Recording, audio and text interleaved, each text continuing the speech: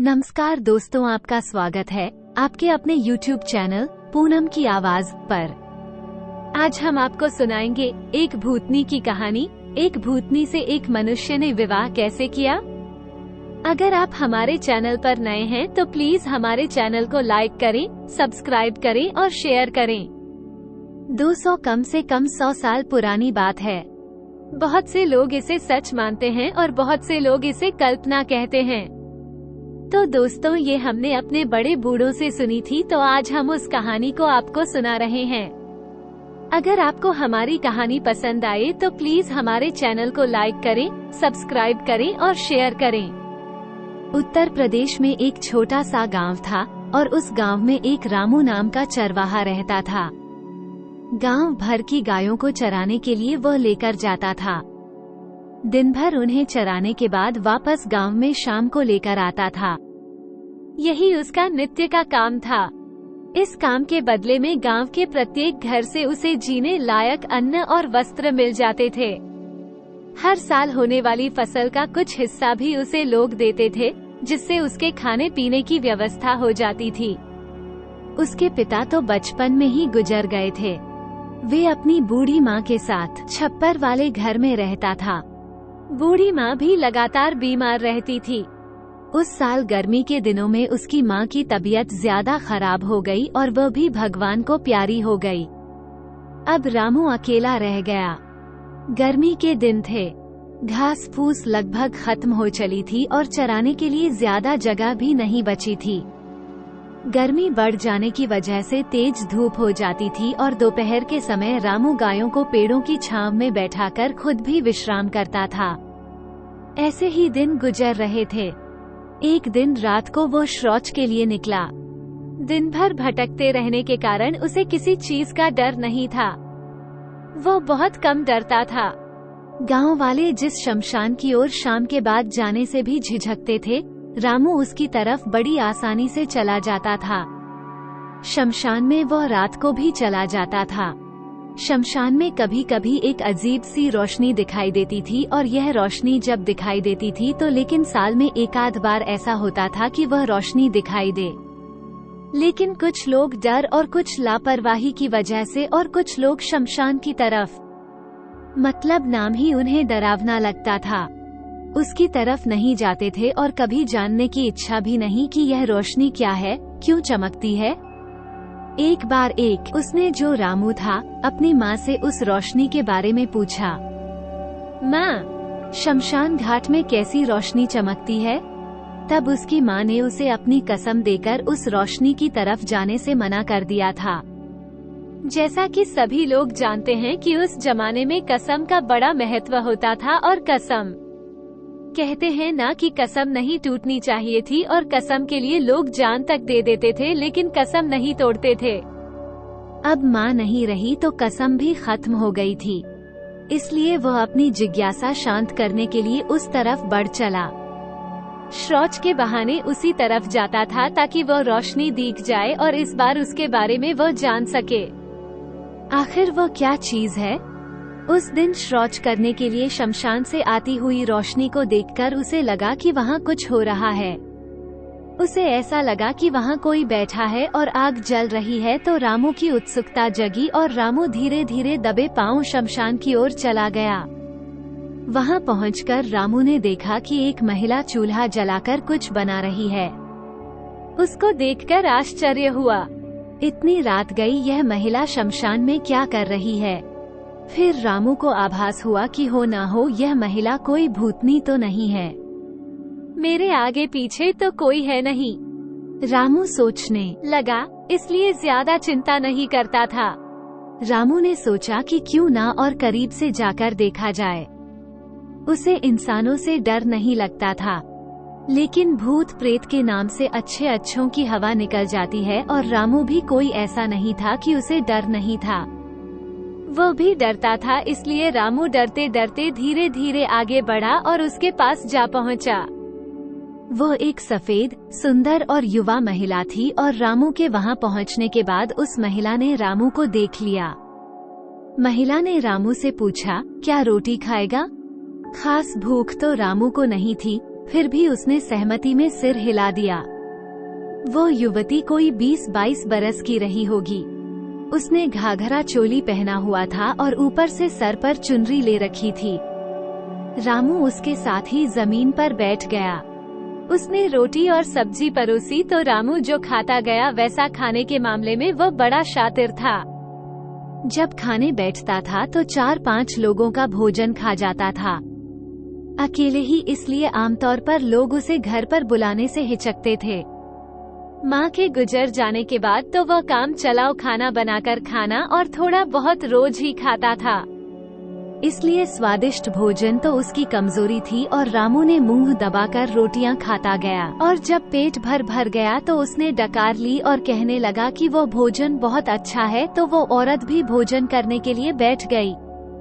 रामू ने उससे बात करनी चाहिए, लेकिन उसने इशारे से रामू को मना कर दिया। उसने भोजन समाप्त किया और हाथ धोने के बाद रामू से पूछा, क्या तू साथ चलेगा? रोज तुझे ऐसे ही खाना खिलाएंगे। भोजन जो रामू की कमजोरी था, क्योंकि एक तो गरीब था, दूसरा जो लोग दे देते थे उसी में अपना गुजारा करता था, और जो भोजन उसने खिलाया था वैसे भी उसने अपनी जिंदगी में कभी ऐसा भोजन खाया नहीं था। इसलिए रामू ने तुरंत हामी भर दी और हामी भरते ही उस औरत ने अपनी चुनरी निकाली और रामू के ऊपर डाल दी। चुनरी ओढ़ते ही रामू बेहोश हो गया। अगले दिन सुबह जब रामू की आंख खुली तो उसने अपने आप को एक महल जैसे कमरे में पाया। उस कमरे में सुख सुविधा की सारी चीजें मौजूद थी और वह एक बहन बहुत ही सुंदर पलंग पर लेटा हुआ था, जिसमें बहुत खूबसूरत नक्काशी की हुई थी। उस पर सुनहरे रंग की चादर बिछी थी और उस रेशमी चादर को देखकर ऐसा लग रहा था जैसे ये किसी राजा का कक्ष हो। रामू के लिए तो ये किसी सपने जैसा था। रामू ये समझ नहीं आ रहा था उसे कि वह कहाँ आ गया। तभी कमरे में वह सुंदर युवती आई और रामू को देखकर खिलखिलाकर हंस पड़ी। तुम उठ गए, चलो तुम्हें स्नान कराएंगे। रामू पूछने के लिए जैसे ही उसने अपना मुंह खोला तो उसने इशारे से उसे चुप रहने के लिए कह दिया और उसके जो रामू कहने लगे उसके पीछे चुपचाप चल दिया। उसने आवाज लगाई। 2 अधेड़ उम्र के आदमी प्रकट हुए और उसे स्नानघर तक ले गए। रामू ने उनसे बात करने की कोशिश की, लेकिन उन्होंने भी इशारे से मना कर दिया। रामू ने सोचा कि अपने बाप का क्या जाता है, मजा ही तो ले लो, आगे देखते हैं क्या होगा। और सोचकर रामू निश्चिंत हो गया, क्योंकि रामू के पास खोने के लिए तो कुछ था भी नहीं। वो सोचने लगा, न मेरे पास कोई परिवार है और न ही मेरी कोई संपत्ति है। ले देकर एक झोपड़ी है जो मैं जब चाहूँ फिर से बना सकता हूँ। जब किसी के पास खोने के लिए कुछ नहीं होता तो वो जो किसी चीज से घबराता भी नहीं है। और रामू ने शायद उसी स्थिति में था, इसलिए बहुत ज्यादा विचलित नहीं था और यह सोच रहा था कि जो होगा देखा जाएगा। अब उन्होंने एक चांदी के बने टब जैसे गोलाकार बर्तन में रामू को बैठाया और सोने की स्टूल लगा दी, जिस पर बैठकर ठंडे खुशबूदार पानी से रामू को नहाया नहलाया गया। गांव के तालाब में नहाने वाले उस चरवाहे के लिए वह किसी स्वर्ग के आनंद से कम नहीं था। रामू जैसे किसी राजा की जैसी फीलिंग आ रही थी। उसके बाद दोनों ने उसे तौलिया से पूछा और नए वस्त्र पहनने के लिए दिए। यह वस्त्र भी किसी राजा को मात देने वाले वस्त्र थे। रेशमी रंग के, सोने की कढ़ाई वाले, चमचमाते हुए वस्त्र जैसे अभी अभी इनको सिला गया हो। रामू ने जैसे ही पहना तो वो बिल्कुल उसी के साइज के थे। ऐसा लगा जैसे नाप लेकर सीले गए हों। उनको पहनकर जब रामू ने अपने आप को आईने में देखा तो अपनी खूबसूरती देखकर उसकी आंखें चौंधिया गई। वो काफी देर तक अपने आप को निहारता रहा। सेवकों ने आकर उसके कपड़ों पर इत्र का छिड़काव कर दिया। वो बहुत अजीब सी खुशबू का था। खुशबू में कुछ ऐसा था जो उसके दिमाग को सुन्न कर दे रहा था। एक आवाज आई तो रामू ने मुड़कर देखा। वो सुंदर युवती किसी राजकुमारी जैसे परिधान में खड़ी थी। राज और जो रामू था उसे मंत्रमुग्ध सा उसकी ओर बढ़ चला। उसने उसका हाथ पकड़ा और आगे बढ़ गई। वो रामू को एक बड़े से डाइनिंग टेबल पर ले गई। उस टेबल पर ढेर सारे पकवान और 56 तरह के भोग रखे थे, जिसमें से कई प्रकार की मिठाइयाँ और फलों के बारे में तो उसे पता भी नहीं था कि यह क्या किया है। ये देखकर रामू की आत्मा तो ललचा गई और रामू ये सोच रहा था कि चलो सब कुछ उसे खाने को मिलेगा। रामू आगे बढ़ने लगा, तभी उस स्त्री ने उसका हाथ पकड़कर रोक दिया और रामू ने उसे उसकी तरफ देखा तो उस महिला की ओर देखा तो उसने कहा कि यह सब तेरा है, लेकिन तुझे एक शर्त माननी होगी। रामू ने सोचा तो भरपेट खाने के लिए तो वो कुछ भी करने को तैयार था। रामू ने कहा ठीक है, मैं तुम्हारी शर्त मानने को तैयार हूँ। बताओ तुम्हारी क्या शर्त है? उस स्त्री ने कहा तुम्हें भैरू बाबा को हमारे पास लेकर आना होगा। रामू के लिए कोई बड़ी बात नहीं थी, क्योंकि भैरू बाबा से वो अच्छी तरह परिचित था और हमारी उम्र में और उसकी उम्र में बड़ा फैसला था। होने के बावजूद भी एक प्रकार से वे लोग मित्रों जैसे थे।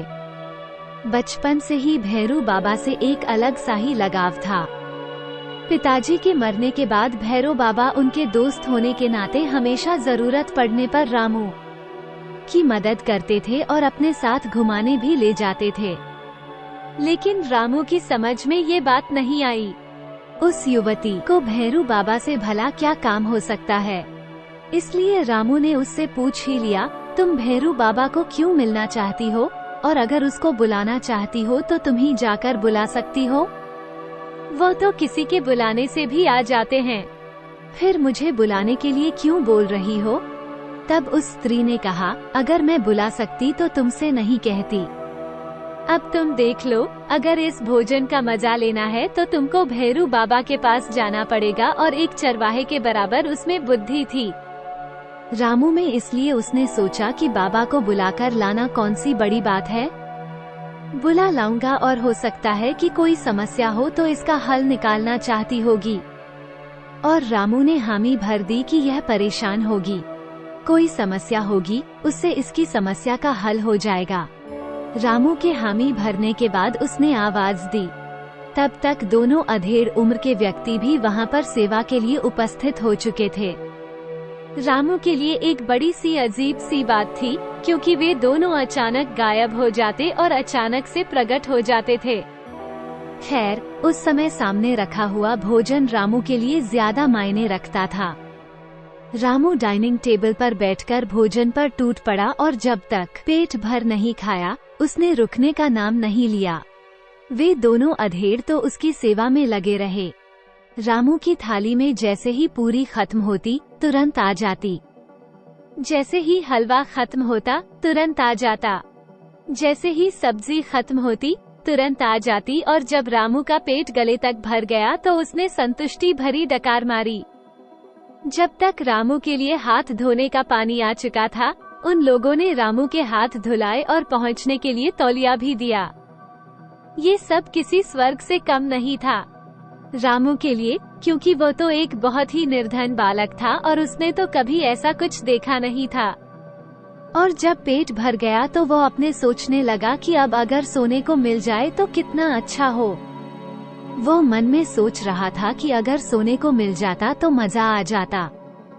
तभी वो युवती फिर से प्रकट हो गई और उसने रामू से खाने के बारे में पूछा तो रामू ने कहा कि खाना बहुत बढ़िया है, ऐसा खाना तो मैंने आज तक नहीं खाया।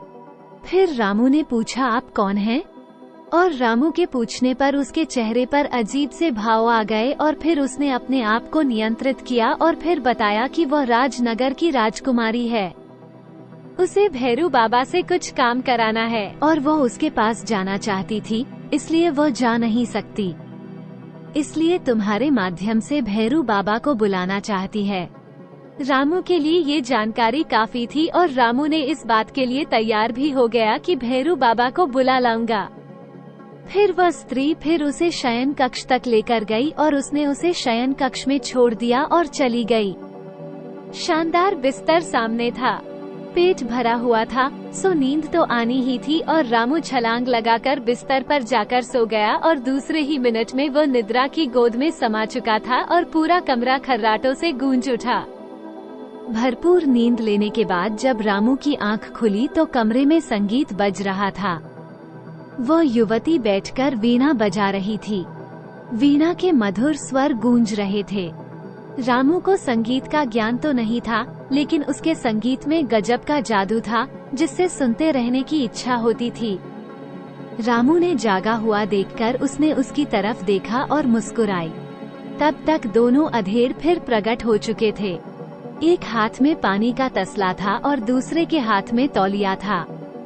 उन्होंने रामू का हाथ धुलवाया और युवती ने फिर से रामू का हाथ पकड़ लिया और राजमहल जैसे उस भवन में पता नहीं कहां से हल्की हल्की सफेद रोशनी छाई हुई थी।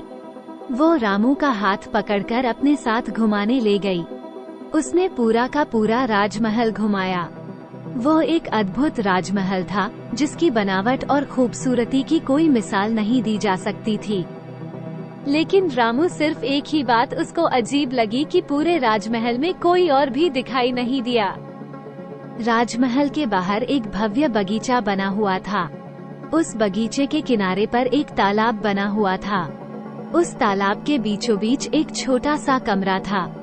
बगीचे के अंदर ढेर सारे सुंदर सुंदर फूल खिले थे और उनकी खुशबू से पूरा राजमहल महक रहा था।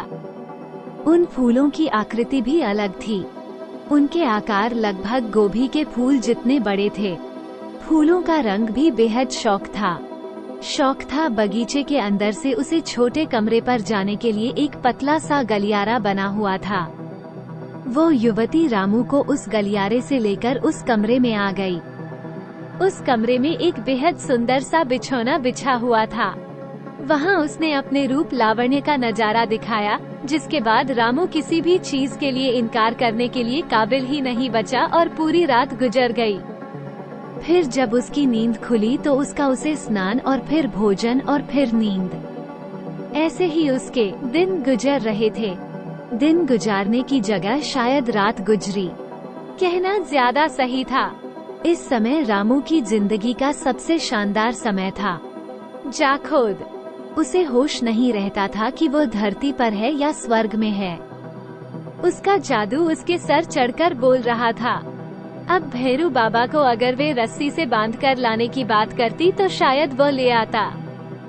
रामू पूरी तरह से उसके मुंह जाल में फंस चुका था। एक दिन सुबह स्नान के बाद वो रामू को अपने साथ लेकर महल के तहखाने में गई। तहखाने के अंदर अंधेरा था और वे दोनों चलते चलते एक छोटे से चकोर कमरे में पहुंच गए। वहां पहुंचकर एक गोल चक्कर को घुमाया। गोल चक्कर घूमते ही दीवार का एक हिस्सा दाहिनी ओर सरक गया। वहां पर एक दरवाजा बन गया और रामू और वह स्त्री दोनों दरवाजे से आगे बढ़े। सामने गलियारा बना हुआ था। लगभग 200 मीटर चलने के बाद एक गोल चक्कर दिखाई दिया। उसने उसमें जो अंदर की तरफ घुमाया। जिस जगह पर दोनों खड़े थे वो ऊपर की तरफ होने लगा। उसने रामू से कहा कि मैं तुम्हें वापस गांव के पास छोड़ दूंगी। वहीं पर तुमको भैरव बाबा को लेकर आना है। ये ध्यान रखना कि रात के 10 बजे के बाद आना और वहां पहुंचकर 3 बार ताली बजाना। मैं खुद तुम्हें लेने आ जाऊंगी। रामू ने सहमति में सिर हिलाया और फिर अपनी चुनरी उसने उसके सिर पर डाल दी। जब आंख खुली तो नदी के किनारे वाले बरगद के पेड़ के नीचे वो पड़ा हुआ था और उसके कपड़े भी वहीं पास में पड़े हुए थे, जो कि पुराने कपड़े थे। राजसी वस्त्र तो गायब हो चुके थे। रामू को ऐसा लगा जैसे स्वर्ग से वापस धरती पर आ गया। थोड़ी देर के लिए उसे दुख तो हुआ, फिर याद आया कि भैरव बाबा को लेकर जाना है। रामू धीरे से उठा, नदी में स्नान किया और वापस अपने घर की तरफ चल पड़ा। रास्ते में गांव के लोग मिलते, लेकिन रामू किसी को छूने की कोशिश करता तो उसका स्पर्श ही नहीं उसे होता था। कोई उसकी तरफ देखकर कुछ भी नहीं बोल रहा था। ऐसा लग रहा था जैसे उनको वो दिखाई नहीं दे रहा। रामू के लिए बड़ी आश्चर्यजनक बात थी। रामू ने 1-2 दोस्तों को छूने की कोशिश की, लेकिन उनको आभास ही नहीं हुआ। एक को लात मारी तो उसको पता ही नहीं चला। एक दोस्त को लात मारी, जिससे उसकी लात हवा में रह गई। उसे उसका एहसास ही नहीं हुआ। अब राम घबराने की बारी रामू की थी, क्योंकि जो रामू के साथ हो रहा था उसकी तो उसने कल्पना भी नहीं की थी। अब रामू की समझ में बात आ चुकी थी कि वो कोई भूतनी थी और उसने मेरे साथ कुछ न कुछ गड़बड़ झाला किया है। इसके चलते रामू गांव वाले उसे नहीं देख पा रहे हैं और रामू सोचने लगा कि किसी न किसी को तो मैं जरूर दिखाई दूंगा।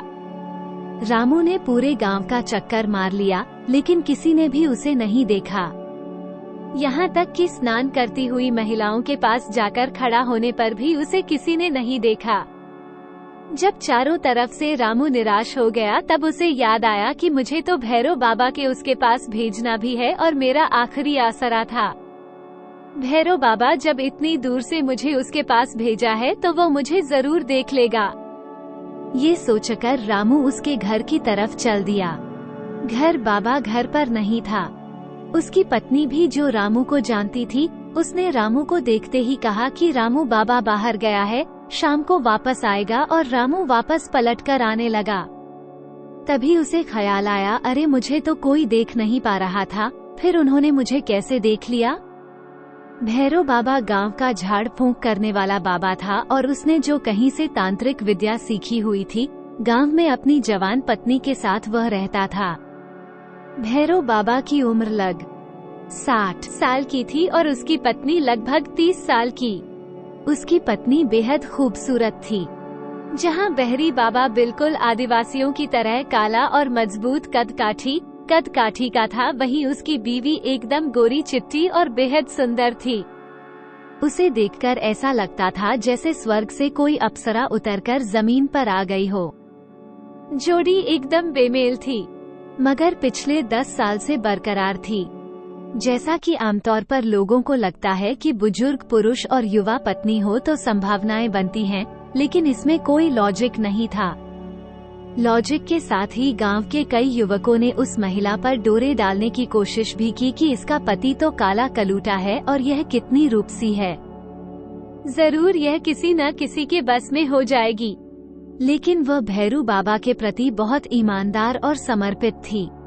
उसने किसी को भी घास नहीं डाली। गांव वाले आश्चर्य करते थे कि भैरू बाबा में ऐसा क्या है जिसे देखकर इसने उस बुढ़े से शादी कर ली। यह एक रहस्य था जिस पर से न तो भैरव बाबा ने कभी पर्दा उठाया और न ही उसकी पत्नी ने। जब भी उससे शादी के बारे में या उसकी पत्नी के बारे में कुछ सवाल किया जाता तो वो बात बदल देता था और मुस्कुराकर चुप हो जाता था। भैरू बाबा तंत्र विद्या में पारंगत था। जैसा कि सब जानते हैं कि तंत्र विद्या का सबसे बड़ा क्षेत्र आसाम का कामख्या या कामरूप देश माना जाता है। अधिकांश तांत्रिक उसी इलाके से अपनी साधना सीखते हैं और सिद्धि प्राप्त करते हैं। ऐसे ही भैरव बाबा भी वहीं से पूरी तांत्रिक विद्या सीख कर आया था और वह अपनी विद्याओं में बहुत ही माहिर था। और जैसे ही वो गांव में आया, भैरू बाबा मंदिर के पास विभिन्न प्रकार की साधनाएं संपन्न करता आया था और सभी लोग उसको बड़ी इज्जत से देखते थे। उसका गुरु उसी मंदिर का पुजारी था। भैरू बाबा का जो गुरु था वो भी उसी मंदिर का पुजारी था और भैरू बाबा को अजीब अजीब सी शक्तियां प्राप्त थीं। बच्चे उसे देख लेते तो उसे घेर कर बैठ जाते थे। भैरव बाबा को भी बच्चे बहुत पसंद थे। वो उनको कहानियां सुनाता था, बच्चों के साथ खेलते और सब मिलकर कई बार गांव से बाहर भी चले जाते थे। और जब वे वापस लौटते थे तो सभी के हाथों में पत्तों के बने हुए दोने होते थे और उसमें जलेबी जैसी कोई मिठाई भी होती थी। ये करतब बाबा हमेशा गांव के बाहर जाने पर ही दिखाता था। उसके कंधे पर एक झोला पड़ा रहता था। बच्चे मिठाई की मांग करते तो वो झोली में से निकालकर सब दे देता। मैंने भी कई बार, जो रामू था वो सोच रहा था कि उसने भी कई बार उन मिठाइयों का आनंद लिया था। जड़ी बूटियों का भी उसे अच्छा ज्ञान था। बच्चों बड़ों को किसी भी प्रकार की समस्या होने पर उनको नजर लग जाना या भूत पकड़ लेना जैसी समस्या के लिए सभी लोग भैरू बाबा का आश्रय लेते थे। बाबा बच्चों के लिए किसी प्रकार की समस्या होने पर उसका समाधान चुटकियों में कर देता था। एक प्रकार से वही गांव का डॉक्टर था। वो दिल का बड़ा अच्छा था।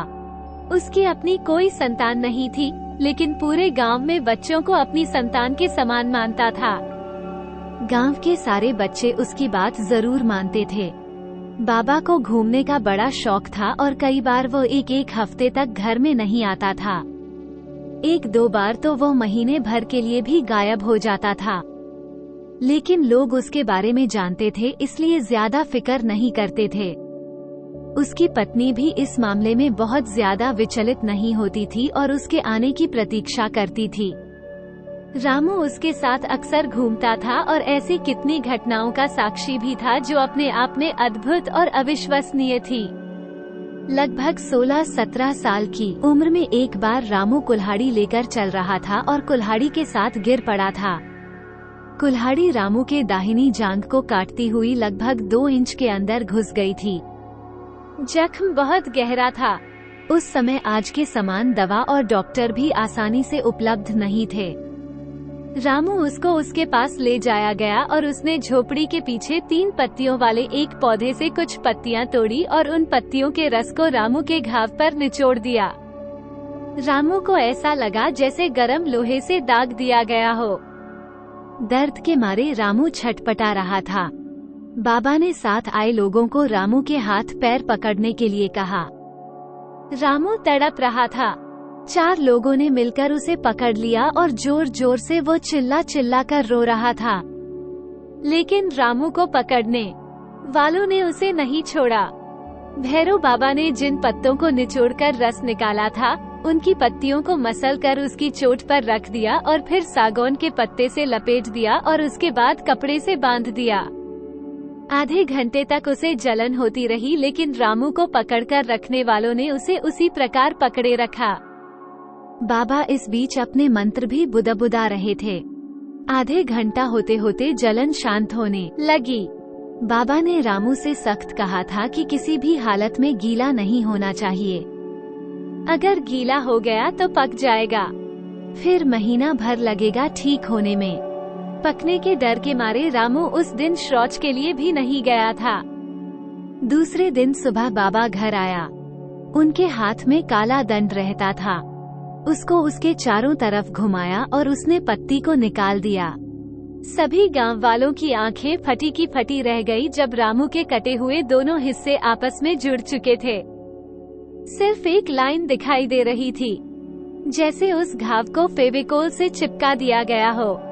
हफ्ते भर के अंदर उस दवा के प्रभाव से वो पूरा घाव बराबर हो गया और देखने में ऐसा लगता ही नहीं था कि रामू की जांघ कहीं 2 हिस्सों में कटकर अलग हुई थी।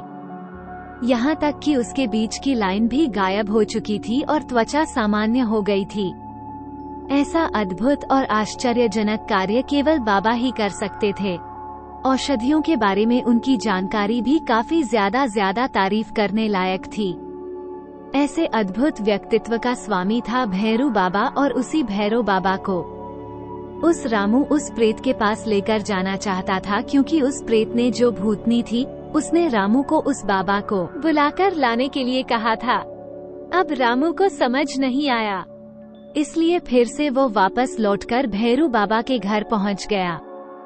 वहां पहुंचकर रामू ने भैरू बाबा की पत्नी से इस विषय में जानना चाहा कि तो उसने इसी के पड़े होने की बात टाल करके उसे टाल दिया और रामू वापस लौट आया।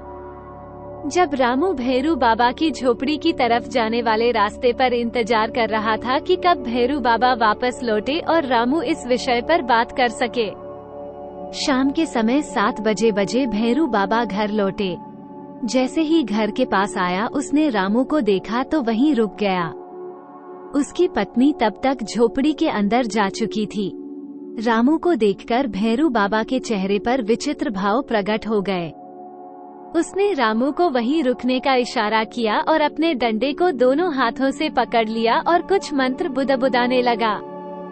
उसने अपने झोले में से भस्म की एक मुट्ठी निकाली और उस डंडे के ऊपर के हिस्से में रख दी। उस डंडे का ऊपरी हिस्सा सर्पाकार था, जिसमें एक खड्डा सा बना हुआ था। उसी खड्डे में बाबा ने भस्म डाली थी। भस्म डालने के बाद बाबा ने एक छोटा चाकू निकाला और अपनी उंगली में एक चीरा लगा दिया। उसमें से जो खून निकला उसे डंडे के सर्पाकार हिस्से पर तिलक करके छोड़ दिया। वो डंडा हवा में उछला और उसने भस्म में से बाबा के झोपड़े के चारों ओर एक घेरा बना दिया। जैसे ही गोल घेरा पूरा हुआ, ऐसा लगने लगा जैसे पूरी झोपड़ी को किसी धुएं ने घेर लिया हो। झोपड़ी लगभग गायब सी हो चुकी थी, सिर्फ धुएं का एक गोला दिखाई दे रहा था।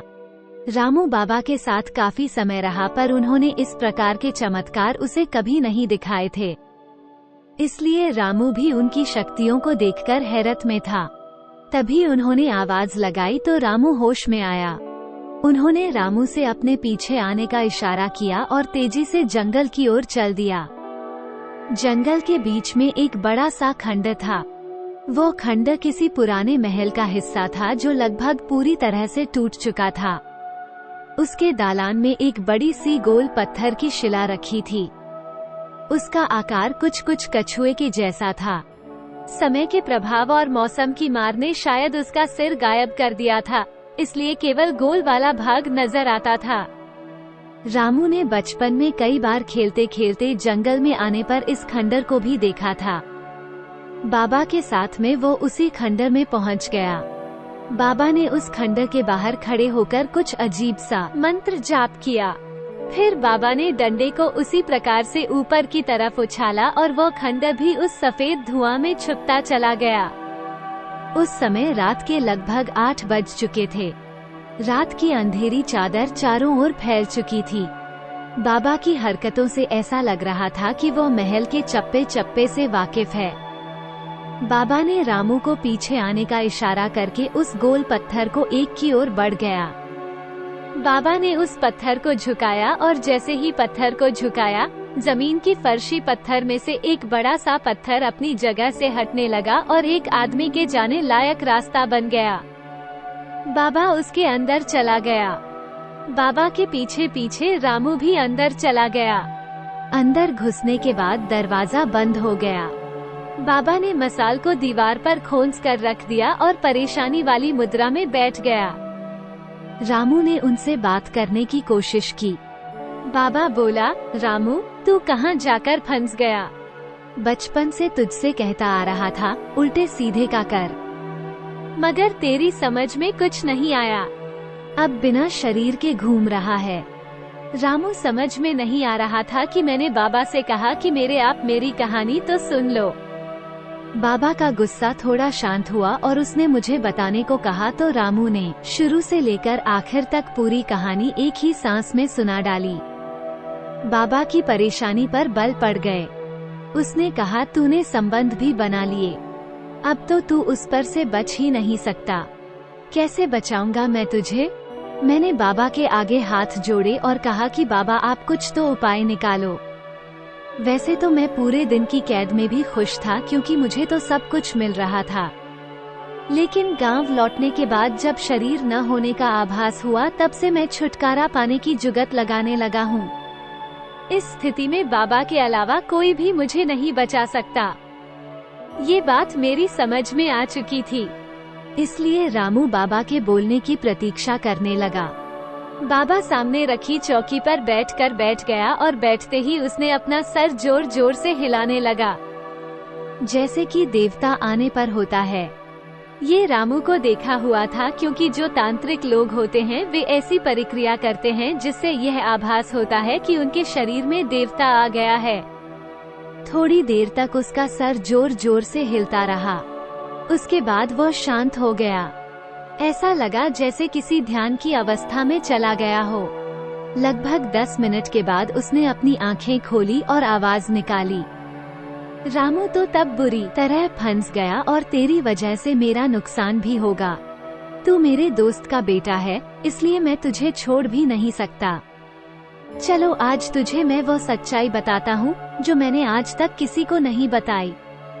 रामू की समझ में कुछ नहीं आया, लेकिन रामू पूरा ध्यान लगाकर उसको सुन रहा था। बाबा बोला, रामू, मेरी पत्नी वास्तव में कोई स्त्री नहीं है। वो एक प्रेत है जिसे मैंने पकड़कर रखा हुआ है और उसी को छुड़ाने के लिए वो सुंदरी तेरे माध्यम से मुझे बुलाना चाहती है, ताकि तेरे बदले में मैं उसको छोड़ दूं। अब चौंकने की बारी रामू की थी। यानी बाबा की पत्नी भी एक भूतनी थी। वो बिल्कुल सामान्य महिला की तरह रहती थी, सारे कामकाज करती थी और उसे देखकर मुझे या गांव वालों को किसी को भी कभी यह नहीं लगा कि वह एक भूतनी है। आज बाबा ने जब ये सच बताया तो उसकी आंखें फटी की फटी रह गई। सच जानकर अब रामू समझ गया कि उसने मुझे कैसे देख लिया था और उसके चेहरे पर रहस्यमयी मुस्कुराहट क्यों आई थी। बाबा ने मेरा ध्यान भंग किया और कहा, रामू तू मेरी बात ध्यान से सुन। मुझे तेरे साथ जाना तो पड़ेगा क्योंकि मैं तुझे इस हालत में नहीं देख सकता। मैं तुझे जो रहस्य बता रहा हूँ उसके द्वारा दो चीजें हो सकती हैं। या तो वो प्रेत भी तेरे साथ रहने लग जाए या फिर मेरी वाली प्रेत विमुक्त हो जाए। और अब हमारे पास एक ही रास्ता है। अगर तू समझदारी से काम लेगा तो वो प्रेत तेरे साथ जिंदगी भर पत्नी बनकर रहेगी। अगर तू चूक गया तो मुझे भी अपनी प्रेत से हाथ धोना पड़ेगा। बाबा ने उसे घूरते हुए पूछा, बोल, क्या तू तैयार है? रामू कहने लगा, बोलने के लिए उसके पास था ही क्या? इसलिए रामू ने सर को हाँ की सहमति में हिलाया। बाबा ने फिर बोलना चालू किया, रामू ये बात तो जान ले कि अगर कोई भी परेशानी तब तक बस में रहती है जब तक उसका कपड़ा तेरे पास रहेगा। मैंने भी अपनी वाली को वश में करने के लिए उसकी चुनरी को संभाल कर रखा हुआ है। इतना बोलकर उसने अपने झोले में से एक चुनरी निकाल कर दिखाई। जब तक यह मेरे पास है तब तक वो मुझे छोड़कर नहीं जा सकती। उसे मनुष्य रूप में ही रहना पड़ेगा। जब तक मैं उसे खुद से यह नहीं वापस करूंगा, उसे मनुष्य रूप में ही रहना पड़ेगा और मेरे आदेशों का पालन करना पड़ेगा। रहस्यमयी बात को सुनकर जहां रामू सकते में था, वहीं दिल के किसी कोने में सुंदरी को पाने की आस भी जग गई थी। बाबा ने कहा कि तेरे साथ अगर अभी मैं चला गया तो तुझे अवसर नहीं मिलेगा। इसलिए तुझे अभी किसी उपाय से वापस जाना पड़ेगा और कैसे भी करके उसके वस्त्र उठाने पड़ेंगे। मैं तुझे एक जादुई गोली देता हूँ। गोली तो अपने पास रखना। जैसे ही उसकी चुनरी तेरे हाथ लग जाए, उस गोली को अपने मुंह में डाल लेना। मैं तुझे बाहर निकाल लूंगा। सावधान रहना, लेकिन इस गोली का पता उसे नहीं चलना चाहिए। और ये तभी संभव है जब तू उसका विश्वास पालेगा। उसको ऐसी जगह पर छुपाना जहां लगातार पानी गिरता हो। मेरी विद्या उसके लोक में केवल एक पहर तक ही काम करेगी। अगर इस बीच तू उस गोली को नहीं छिपा पाया तो वो जान जाएगी और फिर तेरा अंजाम बड़ा बुरा होगा। यह एक बहुत बड़ी मुसीबत थी, इसलिए इसका कोई विकल्प भी नहीं था। मैं रामू ने जो बुझे से मन से हामी भर दी।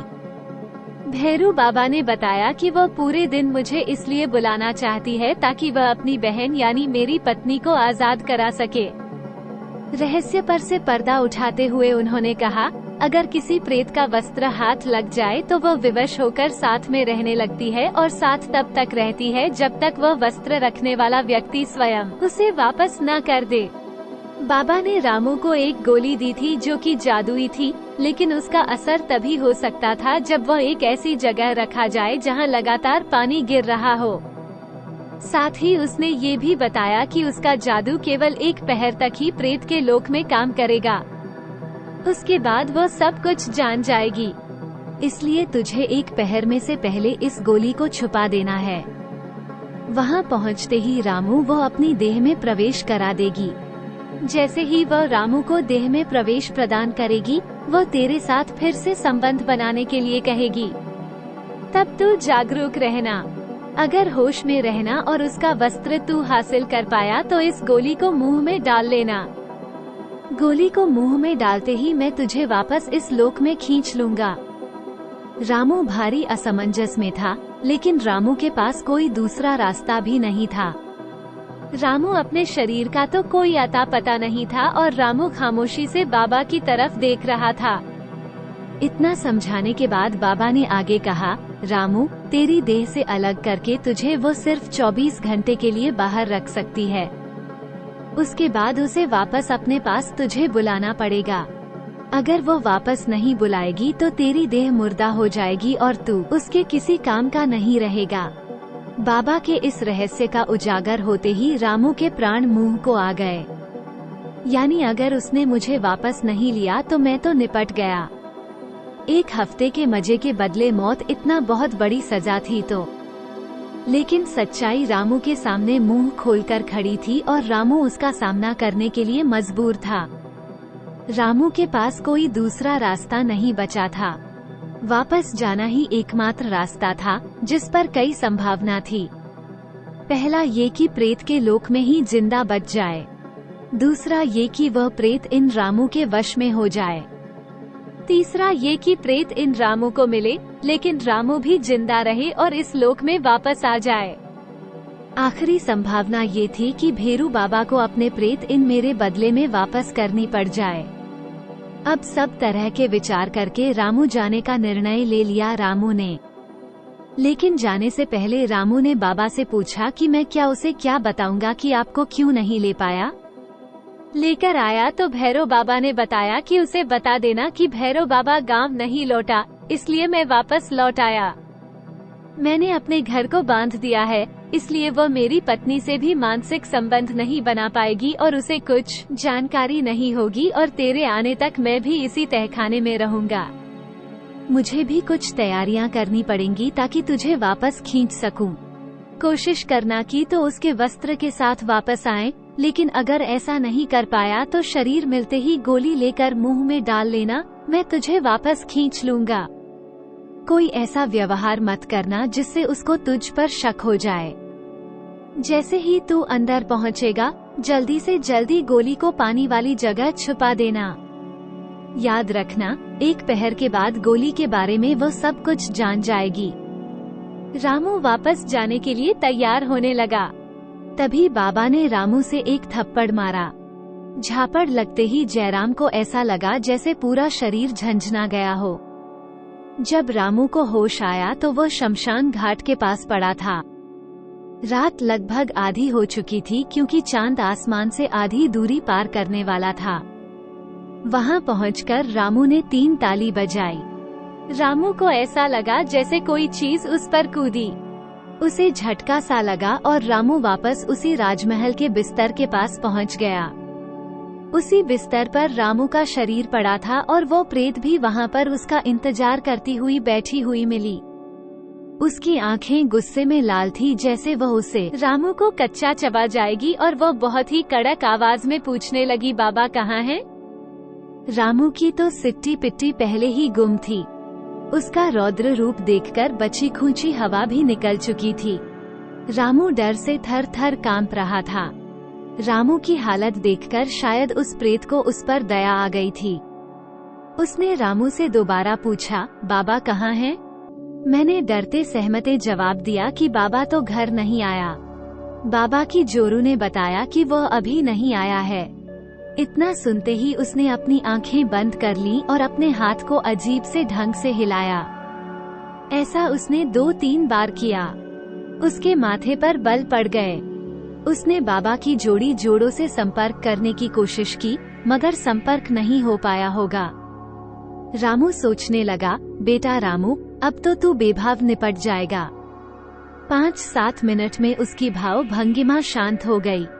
उसने दोनों हाथ आसमान में उठाए और रामू को बिस्तर पर चढ़ने का संकेत किया। जैसे ही रामू बिस्तर पर चढ़ा, उसे ऐसा लगा जैसे कि वह अपने शरीर में समाता जा रहा है और रामू अपने शरीर में वापस लौट आया। रामू की इच्छा हो रही थी कि बिस्तर से नीचे छलांग लगाकर खुशी से कूद कूद कर नाचे, लेकिन डर के मारे कुछ नहीं बोल पा रहा था और शांत लेट गया। फिर उसने ताली बजाई। दोनों अधेड़ फिर से प्रकट हो गए। उनको आदेश दिया कि इसे नहला कर लाओ, कपड़े मत पहनाना। दोनों मुझे लेकर चल पड़े। स्नानघर में न जाकर वे रामू को एक झरने की ओर ले गए। ये रामू ने पहले नहीं देखा था। इस झरने का पानी बिल्कुल काला था। उन्होंने कपड़े उतारकर झरने में रामू को पानी के नीचे बैठा दिया। रामू बैठा को बिठाकर दोनों कुछ लेने चले गए। यही मौका था जब रामू कुछ कर सकता था। जहां उसने रामू को बैठाया था, उस पत्थर को उसने टटोला और सौभाग्य से उसके नीचे खड्डा मिल गया। उसके नीचे उस गड्ढे में उस गोली को रख दिया। रामू का काम पूरा हो चुका था, जिससे रामू की हिम्मत थोड़ी बढ़ी, लेकिन कम का पहाड़ थोड़ी सी भी कम नहीं हुई। लेकिन डर अब भी लग रहा था। पानी का रंग बिल्कुल काला था, बिल्कुल ऐसा था जैसे कि नाले का होता है। रामू समझ नहीं पा रहा था इन लोग मुझे साफ करने के लिए आए हैं या गंदा करने के लिए। डर के मारे उसके मुंह से बोल नहीं फूट रहे थे। जो हो रहा था होने दे, सोचकर वह रामू बैठा था। थोड़ी देर बाद वो दोनों आदमी वापस लौटे। उनके हाथों में गहरे नीले रंग का कोई लेप था और एक धूपदान था।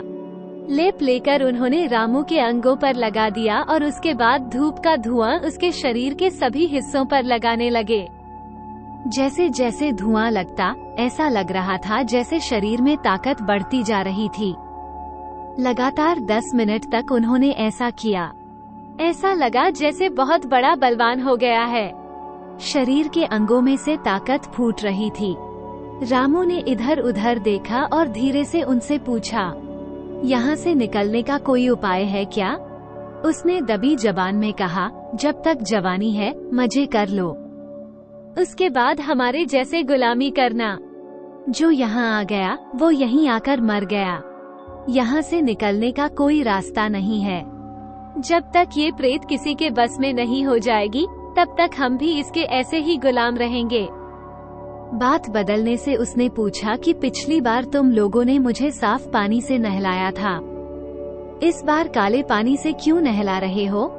तब उन दोनों व्यक्तियों ने, जो अधेड़ उम्र के थे, रामू को बताया कि जो भी इस लोक से बाहर जाता है, उसके वापस आने पर इसी पानी से स्नान कराया जाता है ताकि उसकी ताकत बढ़ जाए और वह प्रेत को खुश कर सके। वे दोनों मुझे निर्वस्त्र अवस्था में ही लेकर आगे बढ़े जा रहे थे। थोड़ा समय सावधान था और रास्ते का भी ध्यान रखने की कोशिश कर रहा था, क्योंकि मुझे अपना काम पूरा करने के बाद वापस इसी जगह लौटना था। इसलिए मैं बीच बीच में रुककर कुछ चीजों को निहारने लगता ताकि वे मेरी याददाश्त में बनी रहें। लगभग 100 कदम चलने के बाद वो बगीचा आ गया, जिसमें वो सुंदर सा कमरा बना हुआ था।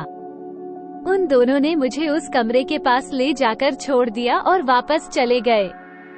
अंदर वो सुंदरी कमर पर हाथ रखकर खड़ी हुई थी। उसका सौंदर्य अद्भुत था। ऐसे लग रहा था जैसे स्वर्ग से कोई अप्सरा उतरकर आई हो।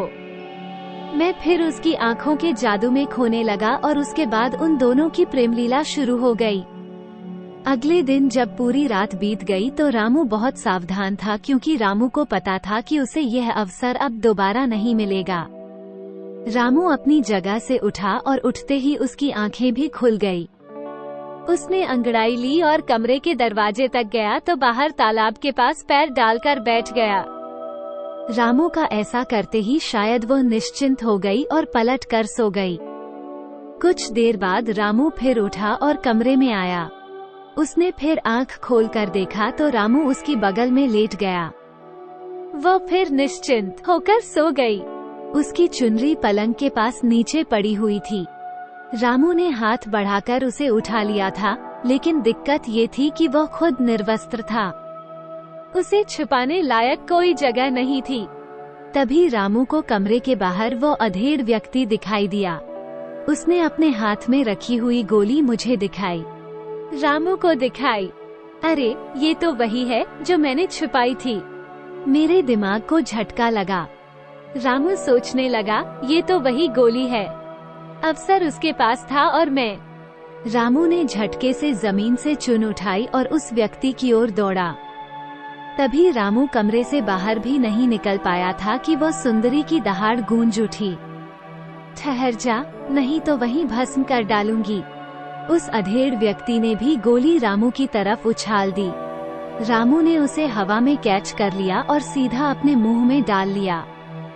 सुंदरी को विश्वास नहीं हुआ कि उसी के आदमी ने उसे धोखा दे दिया। उसकी आंखों से आग की लपट निकली और वो आदमी वहीं स्वाहा हो गया। लेकिन तब तक गोली काम कर चुकी थी और रामू वहां से गायब हो चुका था। गायब होने के बाद वो सीधा खंडहर में बाबा के सामने प्रकट हुआ। भैरव बाबा जी अपनी पूजा में लीन थे। उसके सामने हवन कुंड धधक रहा था और कुछ अजीब अजीब सी चीजें सामने रखी हुई थी, जिनसे वे हवन कर रहे थे। खुशबू फैली हुई थी। उनके सामने 2 आसन बिछे हुए थे, जिस पर एक आसन में भैंस का चमड़ा था तो दूसरे आसन पर गधे का चमड़ा बिछा था।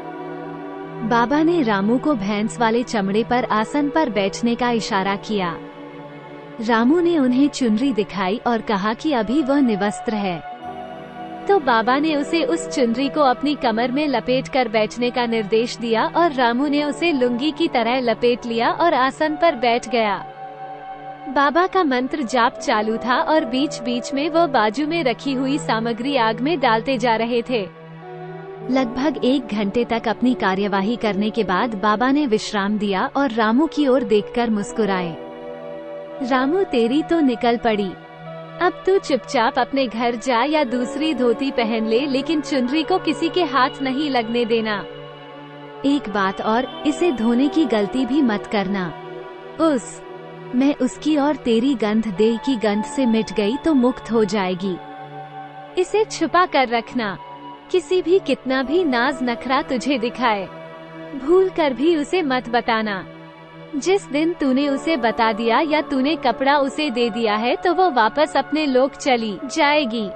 रामू के मन में तो लड्डू फूट रहे थे, क्योंकि गांव वालों की नजरों में रामू एक मामूली सा चरवाहा था। लेकिन वह गांव की सबसे सुंदर औरत जो रामू की बीवी बनने वाली थी।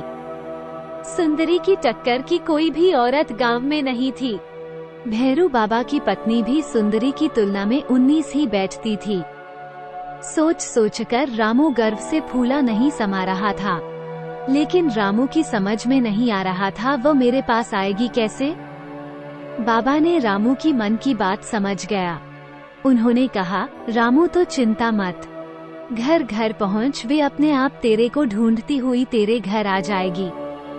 बाबा की बात सुनकर रामू को यकीन तो नहीं हुआ, लेकिन अब तक जो हो रहा था वो भी तो यकीन करने के लायक नहीं था। रामू वापस लौटने के लिए तैयार हो गया। धोती पहनने के बाद उसने चुनरी को कसकर अपनी कलाई पर बांध लिया और अपने घर की ओर जाने के लिए बाबा की ओर देखा। बाबा ने रामू को अपने पास बुलाया। जब रामू उनके पास पहुंचा तो उन्होंने अपने जादुई डंडे को रामू की पीठ पर 2 बार लगाया और रामू के सिर पर हाथ रखकर आशीर्वाद दिया। डंडा रामू के सामने हवा में चलने लगा। बाबा ने रामू और उसके पीछे रामू को उसके पीछे पीछे जाने का इशारा किया। रामू डंडे के पीछे पीछे हो लिया। डंडा मध्यम गति से हवा में आगे आगे बढ़ रहा था और रामू उसके पीछे पीछे चल रहा था। जिन सीढ़ियों से रामू नीचे उतरा, उन्हीं सीढ़ियों से ऊपर चढ़कर रामू महल के बाहर आ गया। रामू बाहर निकला तो वो डंडा भी फिर से तहखाने में बाबा भैरवनाथ के पास चला गया। रामू कुछ देर वहां खड़ा रहा, फिर वापस अपने गांव की ओर चल पड़ा। लगभग आधी दूरी तय करने पर रामू को उसका अपना मित्र कलुआ इमली के पेड़ पर बैठा हुआ मिला। उसने आवाज लगाई, रामू, तू कहाँ चला गया था? इतना सुनते ही रामू के प्राणों में प्राण आ गए कि अब वह सामान्य आदमी बन चुका है और दूसरे लोग उसे देख सकते हैं। कलुआ पेड़ से उतरकर रामू के पास आया और उसने रामू से पहले तो गले लगाया रामू का और फिर पूछा, पिछले 15 दिन से तू कहाँ गायब था? अब रामू उसे क्या बताता? रामू ने कहानी बनाई। दूसरे गांव गया था, वहाँ समय लग गया इसलिए नहीं आ पाया। अपने गांव वालों को भी उसने यही कहानी सुनाई। इस प्रकार गांव वालों से मिलते जुलते रामू अपने घर पहुँच गया। अब रामू अपनी चारपाई पर फैलकर सोने का मजा, जो अपनी चारपाई पर फैलकर सोने का मजा है, वो दुनिया की किसी चीज में नहीं है। ऐसे ही रामू भी अपनी चारपाई पर फैलकर सो गया। ये रामू उस दिन पूरी तरह से समझ में उसको नहीं आया। रामू अपनी चारपाई पर फैलकर न जाने कब तक सोता रहा। चुनरी अभी भी उसके हाथ में बंधी हुई थी। खाने की खुशबू ने उसकी नींद में खलल डाला। खाने की खुशबू आई तो रामू की नींद खुल गई। रामू उठकर घर झोंपड़ी के अंदर गया तो खुशबू वहीं से आ रही थी। वहाँ वही भूतनी प्रेत नहीं, सुंदरी एक थाली में रोटी बनाकर रखती जा रही थी। उसने बड़े प्रेम से रामू को भोजन कराया। फिर रात आई। रात की बातें हुई और ऐसे ही रात गुजर गई। सुबह बाबा और उसकी जोरू ने गांव के सबके सामने रामू और उस प्रेत का विवाह करवा दिया। बाबा की जोरू ने सुंदरी को अपनी चचेरी बहन बताया और कुछ अजीब से गांव का नाम भी बताया। कुल मिलाकर उस समय के हिसाब से गांव वालों ने उसे स्वीकार कर लिया। रामू और सुंदरी पति पत्नी हो गए। भैरव बाबा ने इन सालों में रामू को अपनी आयुर्वेद तंत्र विद्या सिखा दी, जिसके कारण गांव के लोग अब रामू के पास भी अपनी समस्याओं का समाधान के लिए आने लगे।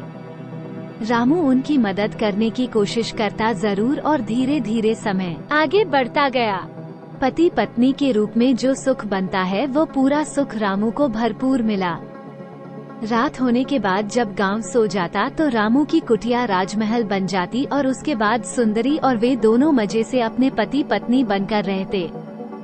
इस बीच में कई बार अलग अलग तरीकों से उन्होंने जो इतनी थी उसने रामू से अपनी चुनरी वापस मांगने की कोशिश की।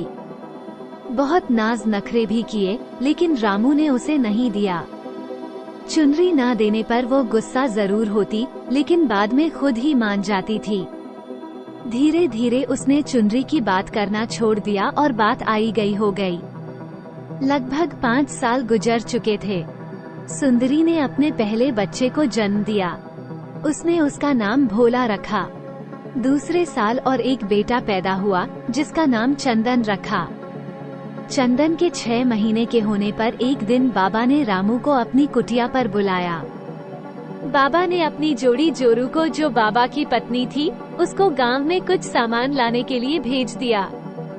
एकांत में बाबा ने रामू को बताया कि 1 हफ्ते के बाद वो गांव छोड़कर जाने वाला है। ये सुनकर रामू बहुत दुखी हो गया, क्योंकि बाबा के रहने से उसे अनाथ होने का एहसास नहीं होता था। खैर, 1 हफ्ते के बाद बाबा गांव छोड़कर चला गया। उसने सरपंच को बता दिया था कि उसकी सारी चीजें अब रामू की होगी। सरपंच ने अगले दिन रामू को गांव के सामने बुलाकर यह सारी बातें बता दी।